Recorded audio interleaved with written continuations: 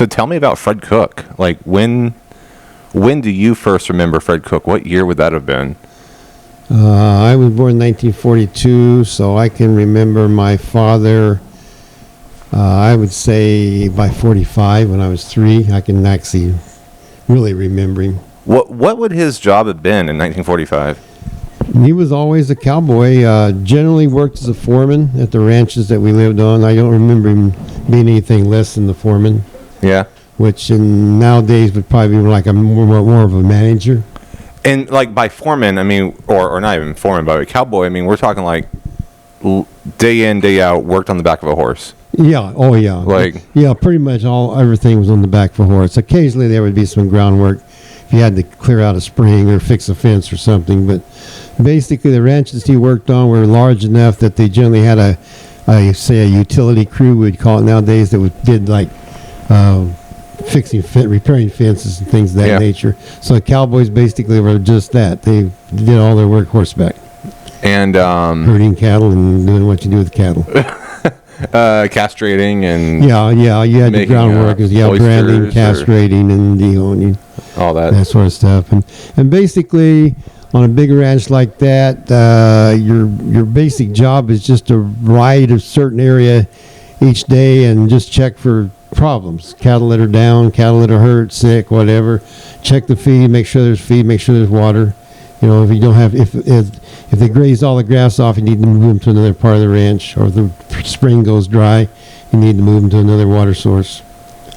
And then at the end of the year, depending on the type of cattle you're running, but normally you have to gather the calves that are born and they go off to the feedlot or whatever. So you have a big, what we call a roundup. Do you know the type of cattle that he would have been dealing with, either back then or all the way through? Like, there's different. Well, at that time, right? when I was born, he was basically dealing with Herefords. Okay. That was the cattle of choice at that time. And then by the time I was 15 is when we moved to the Imperial Valley. And then he went to work in a big feedlot. Okay, so, I mean, obviously, so when you were born in Prescott, right? You're right. Mm-hmm. And that's how you pronounce it, Prescott. Prescott, Prescott's a colloquial pronunciation, right. So for those 15 years, would he have been working at a ranch or a feedlot, or where was he working? At a ranch. As a ranch? Yeah, when I was first born, he was working at a ranch that would have been kind of west of Prescott called the Dumbbell. Okay. That was the name of the brand, and the brand looked like a barbell or a dumbbell. And then after that, he went to another place that was owned by a Jewish family out of New York, and it was called the Spider Ranch, and the brand again resembled a spider. And the owner was, lived in New York, named Leeds. Okay. And he was quite wealthy enough that during World War II, he donated his yacht to the military to be used as a PT boat.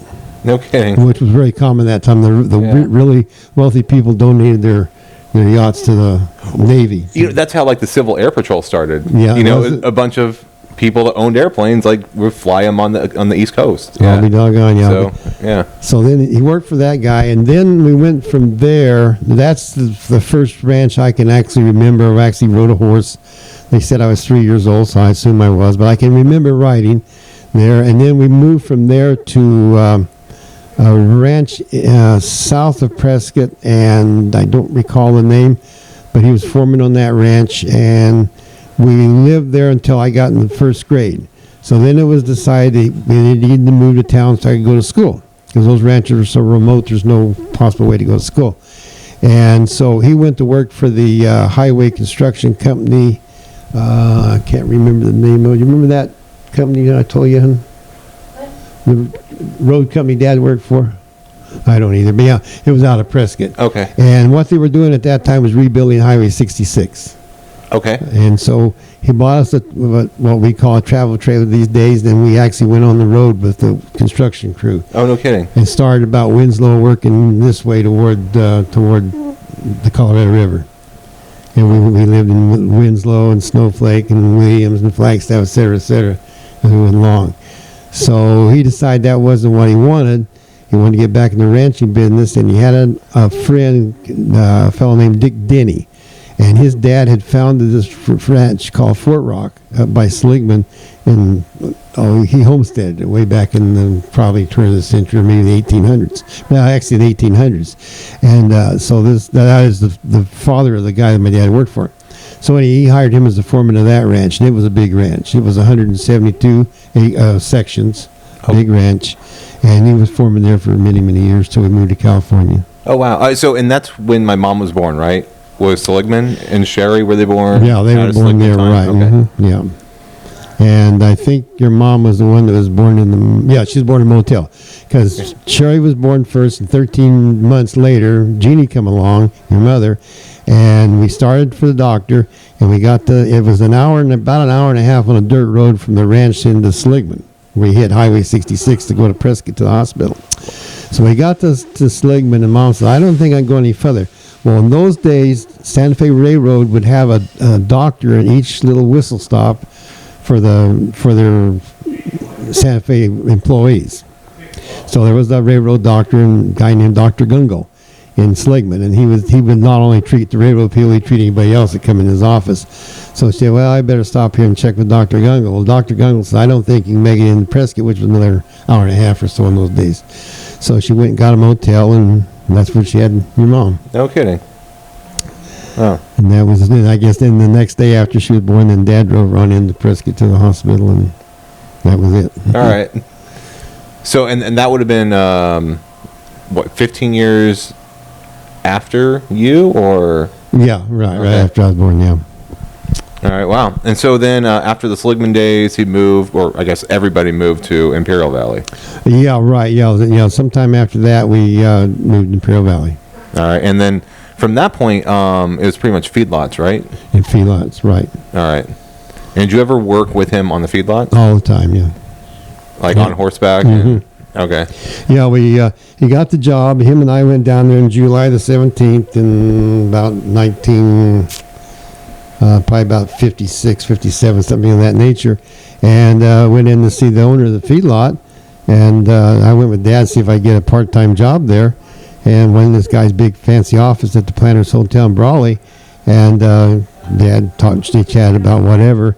And then I asked the gentleman, I said, Mr. Rutherford, do you think there would be a job for me out in the feedlot? I didn't know anything about feedlots. I figured you probably had to shovel a lot of cow manure. I said, I can shovel manure or whatever. Oh, no, I said, you can cowboy with your dad. We got horses for you.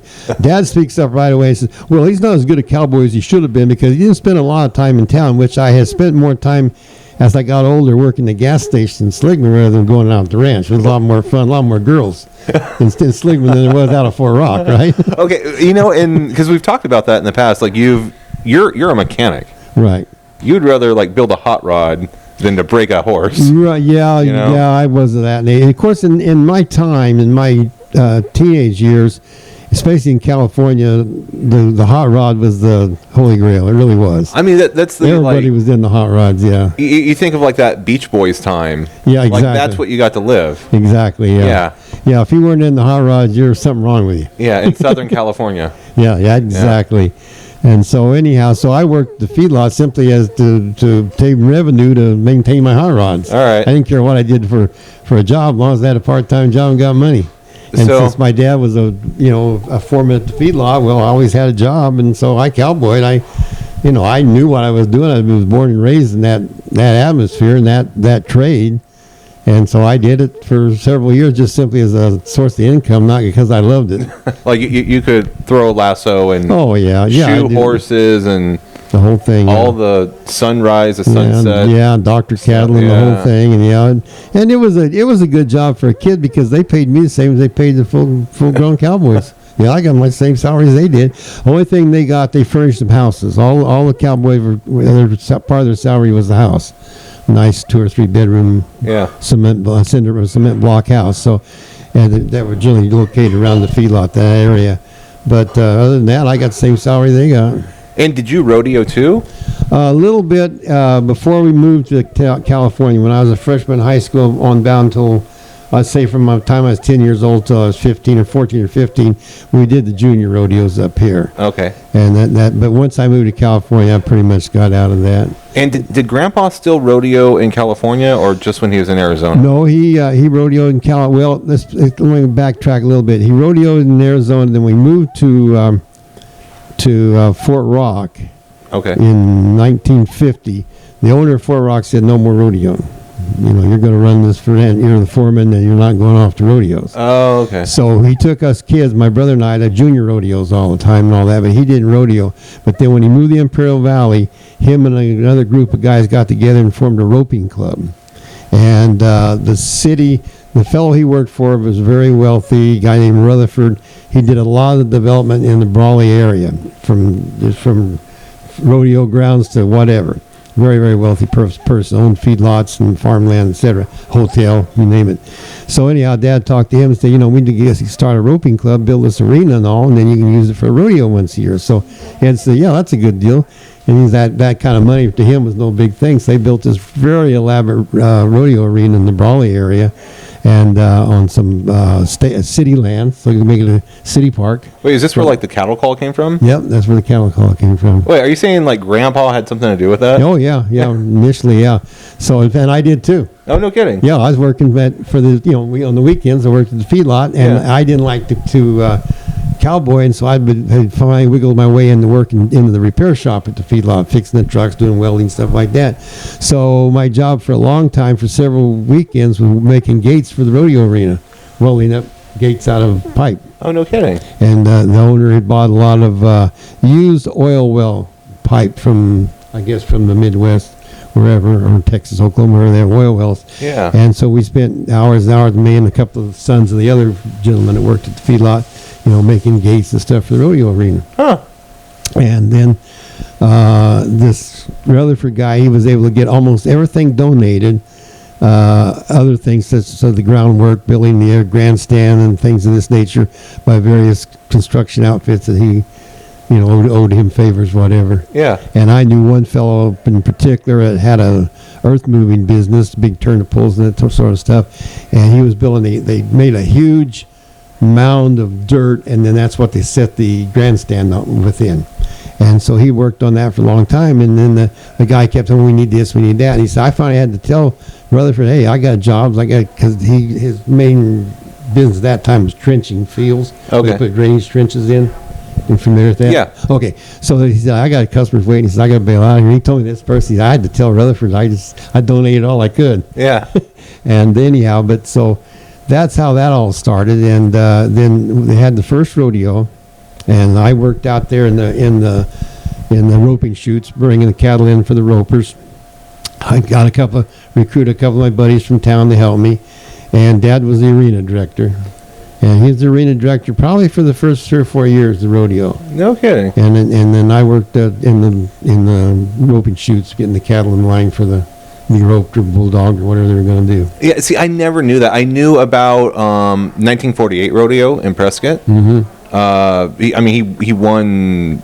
I think that was 46. 46. Okay. I mean, I know. He was all around cowboy in Prescott in 46. Yeah, he was all around champion 1946. But I didn't know this. I didn't know that he was the arena director for the initial cattle call. Yeah, for the cattle call. And then they had this roping club, and they roped every weekend, every Sunday afternoon. They had team roping. The guys did the whole group of them. I guess they had a club, and they paid dues, whatever, and they bought cattle and.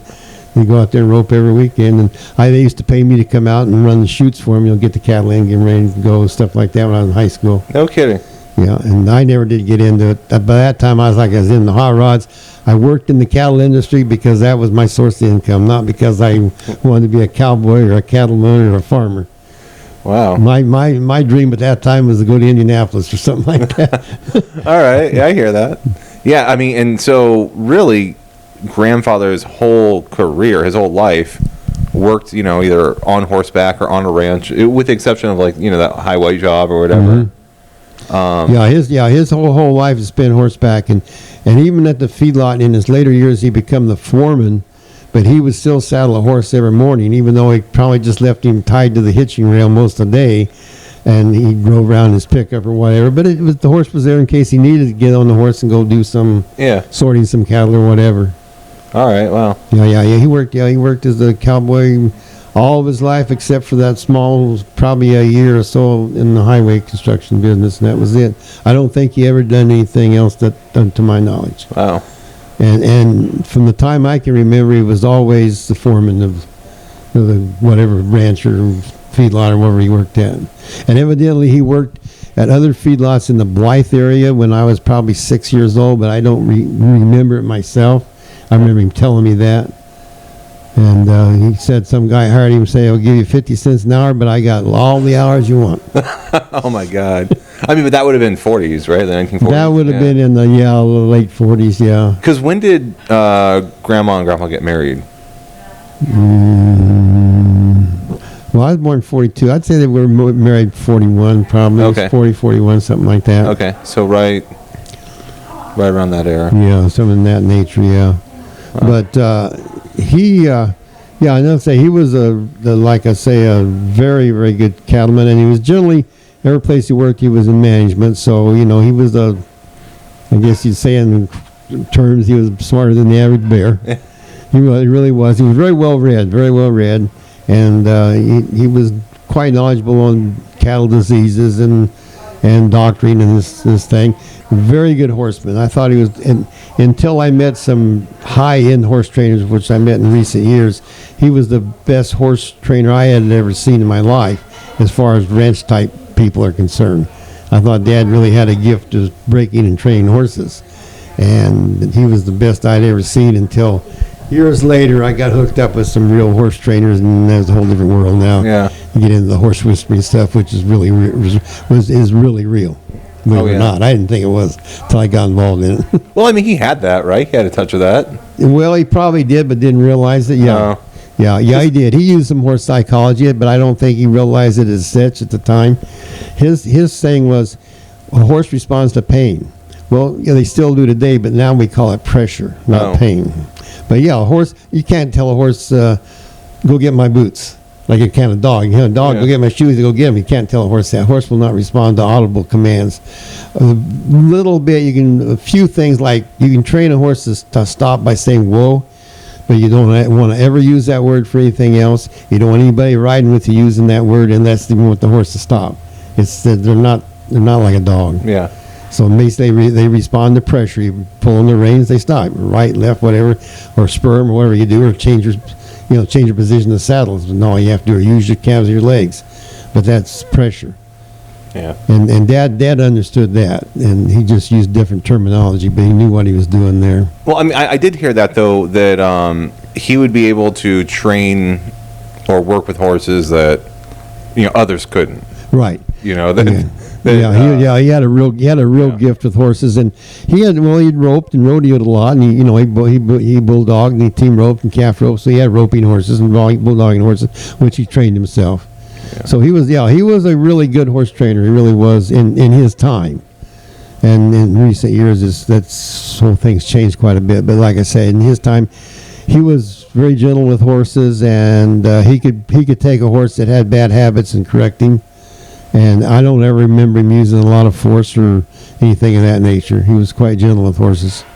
Wow. So he did understand horse psychology, although I don't know for sure if I know he never used that term with me, but I'm thinking he was using it, but he probably didn't quite realize the terminology for it. Right. It's just what it was, Yeah, just be gentle with this horse. Don't jerk him around. But now it's called psychology, horse psychology, and we know how the horse thinks, etc. Well, he did too, but he just didn't use it in the same vein that they do nowadays. Yeah. But yet his horses were really well trained. I would imagine he could have trained a horse to do a lot of things we do nowadays had he had reason to, but he really didn't. Yeah. He trained him to work cattle, and that was it. And when you work cattle, you concentrate on the cattle, not the horse. A horse is a tool. Just like ATV is a tool for somebody who's working out in the field or That's whatever. what they're using now. They're using ATVs and right. And so the horse was basically a tool. And my training as a young fellow was how to work cattle, not so much the horse. The horse he was there and he done his job, and he learned through repetition. He kind of knew what he did, and some horses were better than others. Like you have a string of horses you ride every so many days, and so there were horses in your string that were better than others. So when that day comes, oh boy, I got old Blackie today. He's really good. He'll do half the work for me. Next day, I'm going to get the other horse. Oh man, this son gun's hard-headed. He won't do anything I want him to do, and I'm going to be working my effort's going to be getting the horse to do something. All right, I heard that like you get different, like you get your own horse when you get some. You work at a feedlot. Yeah, you get your own string of horses, right? Yeah, you get multiple horses, right? Right, yeah, multiple. Yeah, you generally have in a feedlot atmosphere where you're working. Well, when we first started, it was a 7-day week job. Now those guys will have a couple of days off, but you're still going to have 5 or 6 horses in your string. Yeah. So you'll ride your horse in the morning when you do the heavy work, the hardest work. Afternoons kind of just check things and a little bit of horse work. So then you'll saddle the horse you're going to ride the next morning for that afternoon. Then he'll be your horse for the next morning. Gotcha. That sort of thing, yeah.